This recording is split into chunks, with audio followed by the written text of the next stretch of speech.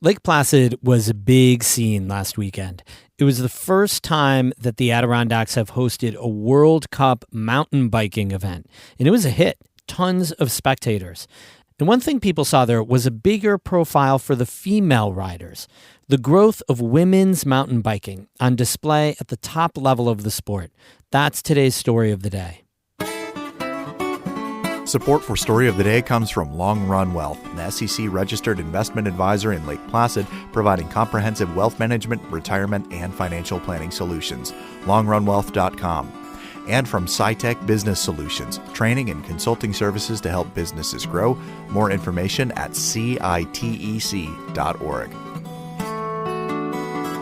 Hey, I'm David Sommerstein. It's Wednesday, October 2nd. Thanks so much to Kara Chapman for hosting while I was off for a couple days. First up, cases of Eastern equine encephalitis are causing concern across the Northeast. Senate Majority Leader Chuck Schumer was in Glens Falls yesterday calling for increased coordination between local and federal agencies.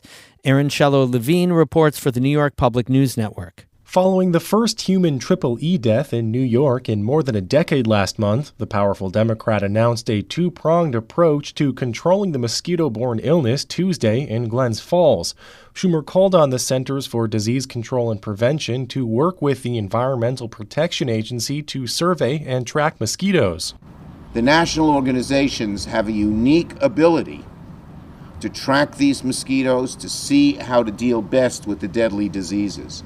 And with climate change, the patterns of these mosquitoes has changed, so top-notch new federal information can really help out our localities fight these mosquitoes, which can be deadly. Schumer also pushed for an additional $65 million in funding for the CDC's vector-borne diseases programs. Triple E has been found in horses across the state this year, but infected horses cannot spread the virus to humans. Human cases have also been identified in Massachusetts, Vermont, and New Hampshire. I'm Aaron Shello-Levine for the New York Public News Network. The St. Regis Mohawk tribe has digitized its laws and created an online resource for community members. The goal is to create better access to legal resources. Catherine Wheeler reports. For years, it's been a bit cumbersome to access the St. Regis Mohawk tribe's laws. There were court cases in tribal court where the party was either being sued or sued, and their attorneys were not always able to have access to the laws. That's Dale White. He's general counsel for the St. Regis Mohawk tribe. So my office would be called and we would have to provide those laws. Otherwise, they would have to go on the website. Even attorneys to access the laws, they would have to find the list of them. And it wasn't a complete list that was provided on the website. It was really confusing, so the tribal court's principal law clerk, Danielle Mayberry, applied for a federal grant to codify tribal laws and have them assembled into a digital law library. The goal is to, promote access to justice. So that way, our community members can access tribal laws and be able to feel heard at the tribal court and not, oh no, there's these laws that are being, just pushed on me, that they come to court and know what they're doing and they're informed. The digital law library is now published on the St. Regis Mohawk Tribe's website. Mayberry says the laws will also be available at kiosks in the community for people without internet or a device.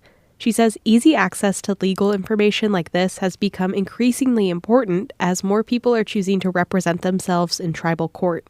It's about 89 to 90% are self-represented here at the tribal court. So the ability to access laws is huge here just because it makes it easier for those parties that are already dealing with a very complex process, that they could just click on a link and search through it.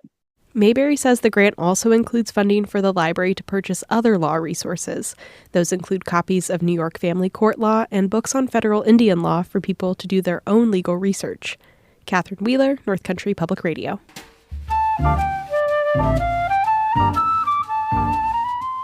Mountain biking has been male-dominated for a long time, but women riders and fans are pushing the sport forward. At last weekend's World Cup races in Lake Placid, both female athletes and fans celebrated the growth of women's mountain biking. Emily Russell has our story. On a warm fall day in Lake Placid, more than 40 women riders inch up to the starting line at Mount Van Hovenberg. And we go! We are in Lake Placid. This mountain biking race consists of 5 laps of the course. Fans line the steep climbs and sharp downhill turns. Thousands of people, many who love to mountain bike themselves, have come out here to cheer on the women riders. Are you guys mountain bikers? Yes. Yes. That's Ella Johnson and Elliot Muir. They're both from Boulder, Colorado, and are students right now at Middlebury College. Muir is wearing a necklace with a little gold bike on it. She says moving through the mountains on a bike makes her feel strong and alive. I think it can bring you a huge sense of freedom and a sense of flow, and also just joy and confidence in the strength that your body has and your capacity to really take on these obstacles and find a really good frame of mind as you move through the trail. Muir and Johnson both grew up riding with one of the American women racing here today, Maddie Monroe. Johnson says that personal connection got her hooked as a fan. Because of Maddie, I think I got more into watching mountain biking and women's mountain biking, and now I'm fangirling over all the elite athletes and the U23 athletes, and it's a really cool experience to get to see it in person and see how strong and how amazing they all are. This kind of World Cup mountain biking debuted more than 3 decades ago. And World Cup racing has always included women, but there are just fewer women who race professionally. In this particular race, there are twice as many men competing as there are women.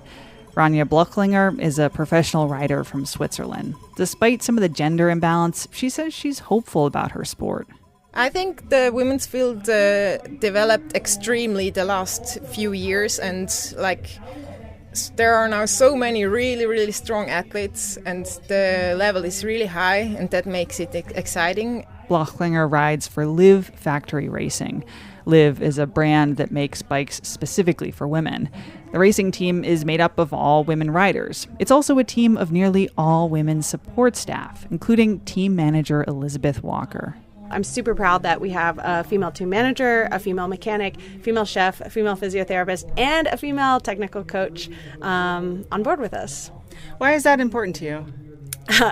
What you can't see if you're listening in is that I'm actually wearing a t-shirt that says everyone watches women's sports. Professional cycling has existed for a long time, but the opportunities for women haven't. Get up there. On this mountainous course, women riders power up the inclines. People with kids and dogs and cowbells cheer them on. Margaret Mahoney drove up here today from Albany. She got into the sport a few years ago. I started to get into a couple of the men's road riders who were really excelled at mountain bike.